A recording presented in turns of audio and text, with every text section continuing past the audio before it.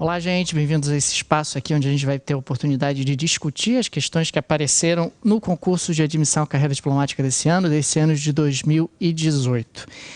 O que mais surpreendeu na prova foi a quantidade maravilhosa, deliciosa de questões de microeconomia, o que torna a prova bem mais objetiva, bem mais fácil até de analisar o gabarito, porque tem menos chance de polêmica. Tivemos ali uma ou outra surpresinha em termos de nomenclatura, teoremas que não costumam ser citados, aliás, que nunca foram citados e explicitamente não estão no conteúdo programático, mas dava para sair mesmo assim, porque não eram afirmativas tão complicadas assim. Bom, vamos pegar aqui a primeira questão. Olha só, coloquei aqui o print da questão, inclusive o gabarito que foi divulgado, o gabarito preliminar, para a gente analisar, ver se tem algum tipo de questionamento. Aí tem um trecho 1 aqui, o caso Cook versus Forbes, um dos processos na tecelagem de tapetes de fibra de cacau. Cook era imergi-lo em líquido alvejante, depois pendurá-lo para secagem, enfim, uma briga judicial. Aí temos o trecho 2, com efeito às propostas de solução do problema de poluição causada pela fumaça, bem como o de outros problemas similares feitas por meio de tributação, se sustenta com dificuldades advindas dos problemas relativos ao cálculo da diferença entre dano médio e dano marginal, e das interrelações entre os danos causados a diversas propriedades, etc. A gente está falando de uma questão de externalidades. Externalidades acontecem quando você não faz parte de um determinado relacionamento, de uma determinada troca, e você é atingido por consequências dessa troca. A poluição acaba sendo um ótimo exemplo disso, um ótimo exemplo de externalidade negativa. Lembrando que a externalidade ela pode ser positiva também. A primeira afirmativa dizia: o problema apresentado no primeiro trecho, que é uma briga relacionada à externalidade. Então, o problema apresentado no primeiro trecho, que se refere ao julgamento do processo de Cook contra Forbes, é conhecido como externalidade. Muito tranquila essa afirmativa, não tinha nenhum problema, realmente é conhecido como externalidade. O trecho está descrevendo uma situação de externalidade e uma briga judicial por conta de uma externalidade. Ou seja, tem alguém sendo afetado por algo que não faz parte ou de um relacionamento que não faz parte diretamente. Segunda afirmativa. A solução para o problema apresentado no primeiro trecho, de acordo com o teorema de Coase. O teorema de Coase diz basicamente que se você consegue precificar uma externalidade e os custos de transação não são muito elevados, deixa o mercado resolver. Basicamente é isso. Se você consegue precificar a externalidade, ou seja lá o problema que estiver sendo relacionado, e o custo de transação não for muito significativo, o custo para que as transações aconteçam, você acaba deixando o mercado resolver, que seria a maneira mais fácil. Então, a solução para o problema apresentado no primeiro trecho, de acordo com o teorema de Coase, é a correta atribuição de direitos de propriedade envolvidos no caso, desde que não haja custo de transação. De novo, uma afirmativa muito tranquila, muito geral, descrevendo basicamente o que é o teorema de Coase. Quer dizer, ele nem aprofunda. A surpresa foi aparecer o termo teorema de Coase, que é uma situação onde as externalidades, caso os custos de transação sejam pequenos e a precificação seja possível, o mercado acaba sendo a melhor alternativa de solução. Mercado, claro, que envolve a concessão de direitos de propriedade. Terceira afirmativa, o teorema de Coase permite inferir que, eliminados os custos de transação, seria possível Cook vender para Forbes o seu direito a ter ar limpo, de modo que este pudesse emitir vapores de sulfanato de amônia. Gente, se vocês olharem, essa é a própria ideia do direito de poluir dos créditos de carbono, onde você está justamente construindo uma precificação de tal maneira a pagar pelo direito de poluir, enquanto uma outra pessoa não polui, e aí ela acaba vendendo esse direito para você. Já que ela não está poluindo, então ela pode vender o direito de poluir para você. Também uma afirmativa muito tranquila, sem maiores problemas, sem polêmica. Quarta afirmativa. No segundo trecho faz referência ao tributo ou imposto de Tobin. Aí, de novo, apareceu uma pequena surpresa. O imposto de Tobin ele faz referência a fluxo de capitais. Ele não faz referência ao que está sendo colocado aqui, referente a externalidades. Então, no segundo trecho, a gente está falando aqui da possibilidade de colocação de uma tributação, né? Uma tributação em cima dessas externalidades. Ou seja, seria uma situação onde você tributaria quem polui. Você tributaria quem polui. Isso não é diagnosticado pelo tributo, pelo imposto de Tobin. O imposto de Tobin ele faz referência a fluxo de capitais, não tem nada a ver com o que está referenciado aqui. Tá legal, gente? Essa era uma primeira questão de microeconomia. A surpresa foi fazer referência ao teorema de Coase, que não é comum, nunca tinha acontecido no concurso, mas a questão em si era bem fácil e não tinha espaço para nenhuma polêmica. Nenhuma polêmica. O gabarito me parece bastante fechado, sem maiores problemas e sem maior espaço para discussão. Você pode até falar um pouco da redação, da afirmativa, que talvez não tenha sido a ideal em alguma situação, mas espaço para polêmica não tem. Tudo bem, gente? Vamos adiante. Vamos passar para a questão 67. Na questão 67, de novo microeconomia, falando de concorrência perfeita, monopólio e oligopólio. Aí temos aqui: serviço de fornecimento de água e saneamento em uma cidade não constitui monopólio natural, já parei. Claro que saneamento é, tradicionalmente, aliás, é o exemplo clássico de monopólio natural. Né? Lembrando que o monopólio natural é uma situação onde a barreira à entrada é uma barreira natural, o custo fixo é demasiadamente elevado, então o atendimento integral da demanda é feito com custos médios decrescentes. Já parei, uma afirmativa claramente errada, objetivamente errada, não preciso nem continuar. Segunda, órgãos de defesa do consumidor, órgãos de defesa da concorrência, veem de forma positiva a prática costumeira de venda de produtos abaixo do custo de produção. Já parei aqui. Claro que venda de produtos abaixo do preço do custo de produção, isso é dumping. É óbvio que órgãos de defesa da concorrência não veem isso com bons olhos. Isso é mal visto pelos órgãos de defesa da concorrência. Então está aqui objetivamente errada, morreu essa afirmativa. Terceira, a consequência direta dos pressupostos de produto homogêneo, informação completa, livre entrada e saída de agentes pequenos e numerosos e um mercado de concorrência perfeita é o único preço de equilíbrio, em um mercado de concorrência perfeita, é um único preço de equilíbrio por todo o mercado do produto em questão, a menos que haja choques que possam produzir abalos temporários. Gente, isso está descrevendo de forma absolutamente adequada o que é a concorrência perfeita. O produtor é um tomador de preços. O preço é definido pelo mercado. O preço é definido pelo conjunto dos ofertantes e demandantes. E sim, quando a gente está falando de produto homogêneo, informação completa, livre entrada e saída de empresas pequenas, numerosas, incontáveis empresas, é um mercado de concorrência perfeita. Então, de novo, não tem nenhum problema nessa afirmativa. Ela está descrevendo de maneira absolutamente adequada o que é um cenário de concorrência perfeita. E quarta, um mercado com apenas 2 ofertantes que seja contestável com base nos pressupostos de Baumol tem, apesar do pequeno número e grande tamanho de firmas, eficiência e preço de equilíbrio iguais aos dos mercados de concorrência perfeita. Gente, a afirmativa está descrevendo, aí de novo teve uma pequena surpresa, o teorema de Baumol nunca apareceu no conteúdo programático, nunca explicitamente esteve lá, mas essa afirmativa está apenas descrevendo o teorema. Segundo o teorema de Baumol, se você tiver numa situação de concorrência imperfeita, é possível que haja a prática, o comportamento das firmas como se em concorrência perfeita elas estivessem. Pode ser, por exemplo, para blindar entrantes, pode ser por conta do mercado que tem características específicas, não importa. O que importa é que no caso de Baumol, você tem um mercado imperfeito atuando como se mercado perfeito fosse, que é exatamente o que a afirmativa está descrevendo. Tudo bem até aí, gente? Tranquilo? Fala. Se não está citado explicitamente no edital, é a vida. A banca é soberana, vamos em frente. Tá? Pleitear o quê? Pleitear anulação porque não está explicitamente no conteúdo programático? Bom, acho absolutamente remota a possibilidade de você conseguir algo no recurso nesse sentido. Vale, você pode fazer o recurso, dizendo que isso não está explicitamente dito no programa. É claro que eles podem sempre dizer, mas está concorrência imperfeita. E Baumol está dentro de concorrência imperfeita. É uma possibilidade de resposta, entendeu? No conteúdo programático tem concorrência imperfeita.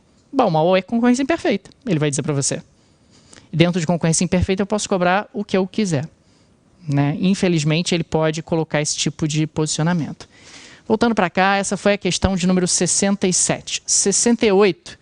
Com a inflação piorando mês a mês, o presidente lançou, no fim de 62, o plano trienal, né? O famoso plano trienal. O plano adotava a visão estruturalista da CEPAL, enfatizava a substituição de importações e a ampliação da industrialização. Beleza. Tendo o texto anterior como referência, julgue certo ou errado acerca da história econômica brasileira no período de 62 a 67. Primeira, com o lema de fazer avançar a economia 50 anos em 5, já está errado, né? Isso é plano de metas. A gente está falando de plano trienal, já parei, já está errado, não tem nem por que eu continuar. Tudo bem, gente? Está objetivamente errado. Segunda, entre as reformas políticas e econômicas adotadas para viabilizar o sucesso do plano, dedicavam-se à criação do Conselho Monetário Nacional, já parei de novo, porque o plano trienal não criou o Conselho Monetário Nacional, nem o Banco Central. Quem criou o Banco Central e o Conselho Monetário Nacional foi o PAEG. Tá? Então, a gente está falando aqui de uma afirmativa que está objetivamente errada. Terceira, as reformas enumeradas na parte final do texto foram anunciados pelo presidente à época como reformas de base. Sim, são as reformas de base do governo João Goulart. As reformas de base, elas são colocadas na praça com o plano trienal. Depois elas acabam avançando, pelo menos algumas delas, mas sim, elas são enumeradas no final do plano. O plano trienal queria recuperar o crescimento econômico, baixar a inflação e fazer reformas sociais que eram chamadas pelo governo de reformas de base. Tá certo?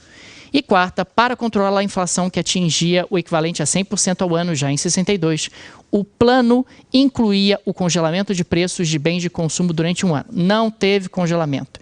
Existiu, foi política ortodoxa de contenção de gastos públicos, aumento de compulsório, aumento de juros, corte de crédito dos bancos governamentais, em particular o Banco do Brasil.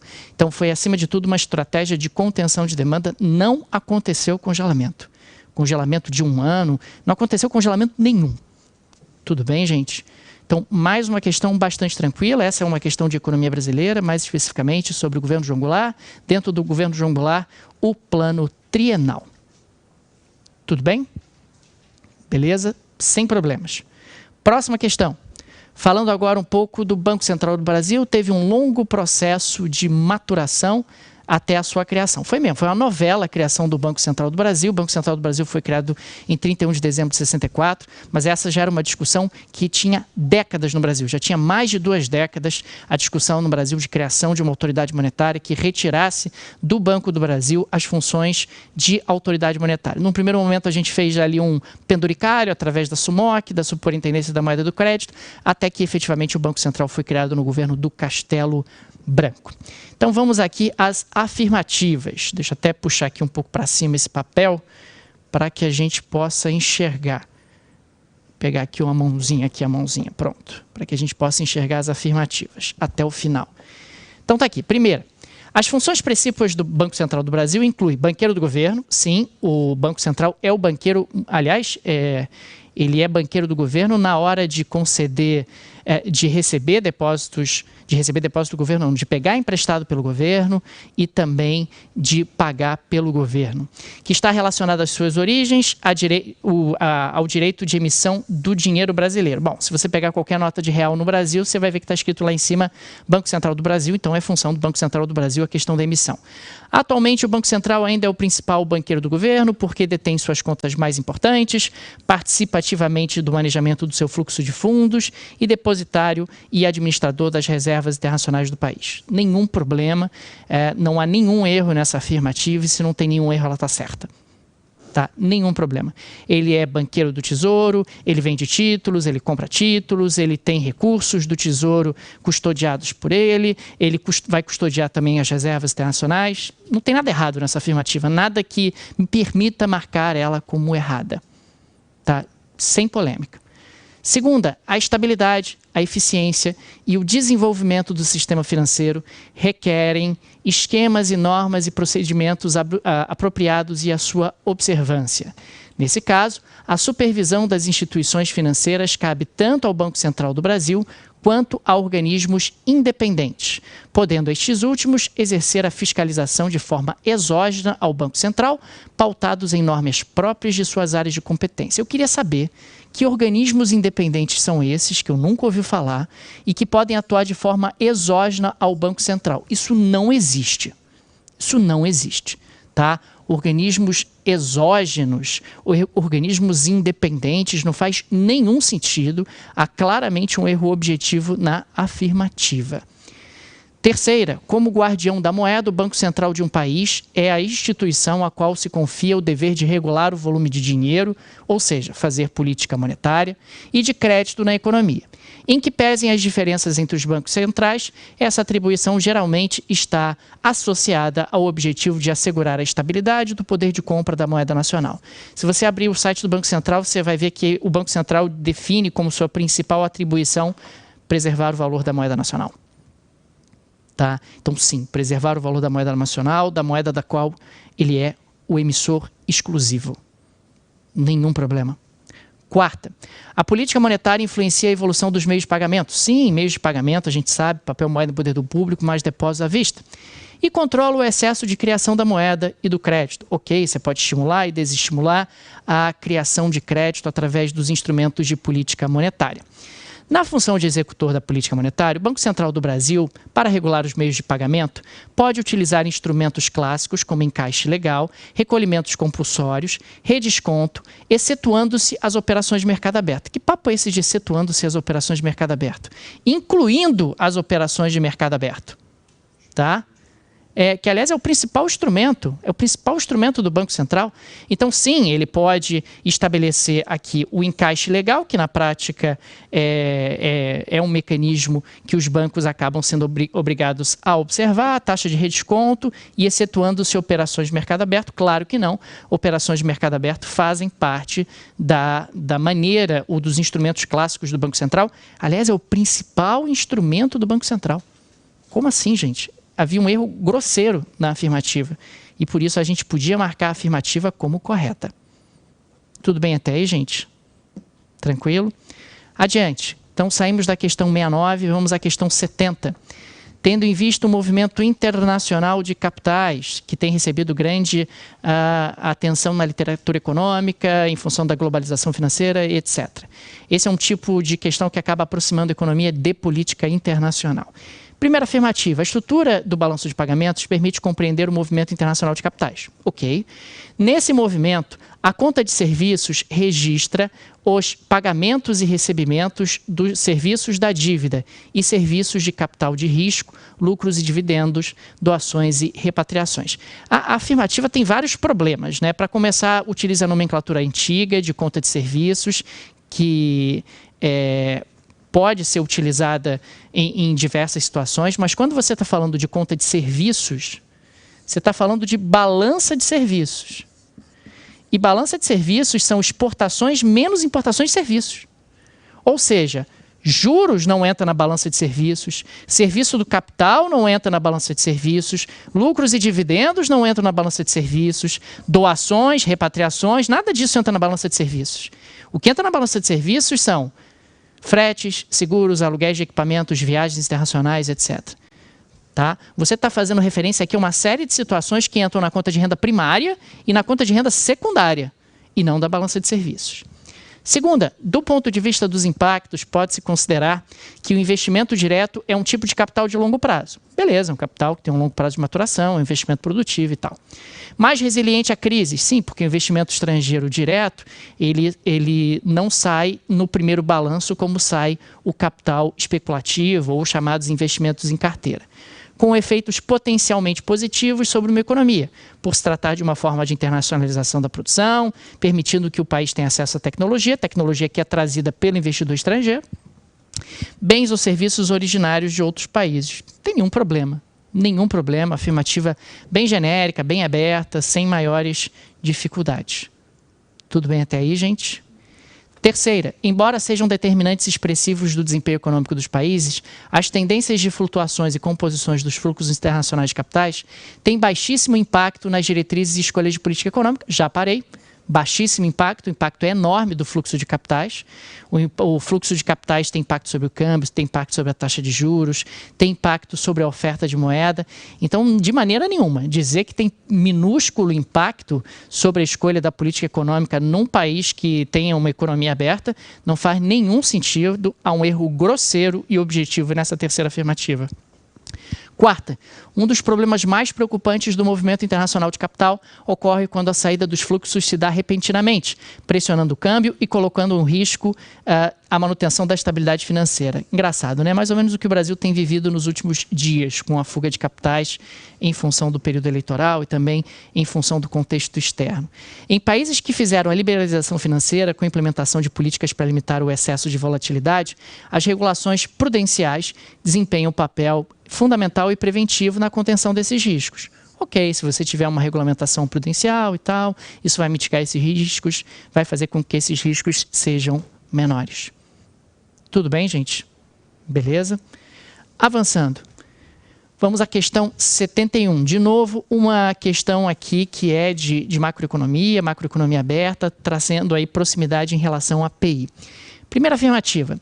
A criação de novos bancos de desenvolvimento em todos os níveis, nacional, regional e internacional, embora seja importante para atender às demandas de investimento em infraestrutura e desenvolvimento sustentável, não tem sido vista como iniciativa promissora, já parei aqui. Claro que esses bancos têm sido vistos como uma iniciativa promissora, como forma justamente de contribuir para a ampliação de infraestrutura, aceleração do crescimento e do desenvolvimento dos países. Parei ali.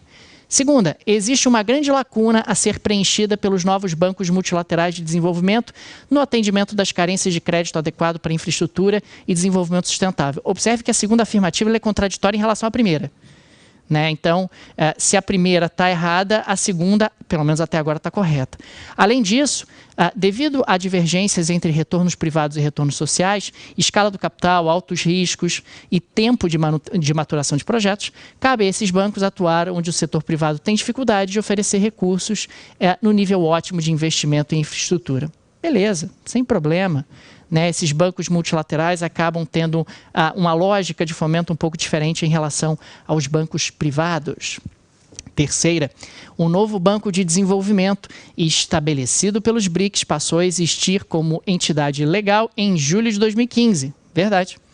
Com o capital autorizado de 100 bilhões e a possibilidade de mobilizar recursos para projetos de infraestrutura e desenvolvimento sustentável emergente nos países em desenvolvimento. Beleza.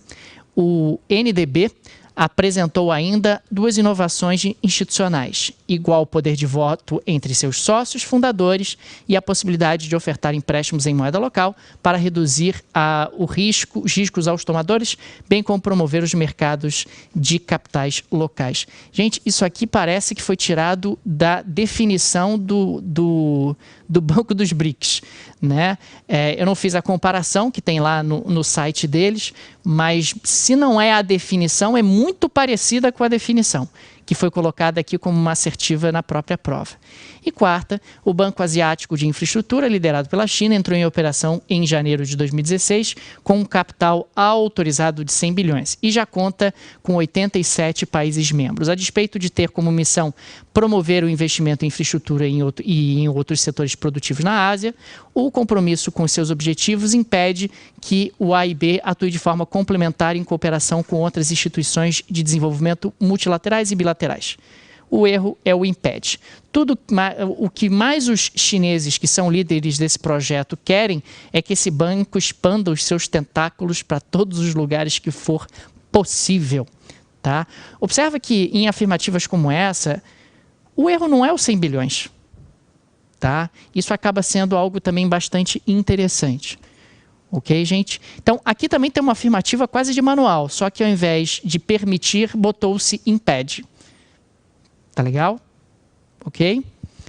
Passando adiante, questão 72. Vamos aqui a uma questão de economia brasileira. Primeira, A tendência à deterioração dos termos de troca afetou as economias latino-americanas durante o século XIX, em seu período algo exportador. Esse foi o motivo pelo qual o Brasil abandonou esse modelo na década de 30 do século XX, em prol de uma política industrial que favorecia bens com forte desempenho no mercado internacional. Estava indo tudo muito bem, muito bom, até favorecia bens com forte desempenho no mercado internacional. Não, o foco da nossa industrialização substitutiva sempre foi o mercado interno. Segunda, quando o módulo da elasticidade preço-demanda de um produto for inferior a 1, um aumento no seu preço tenderá a reduzir a receita do monopolista.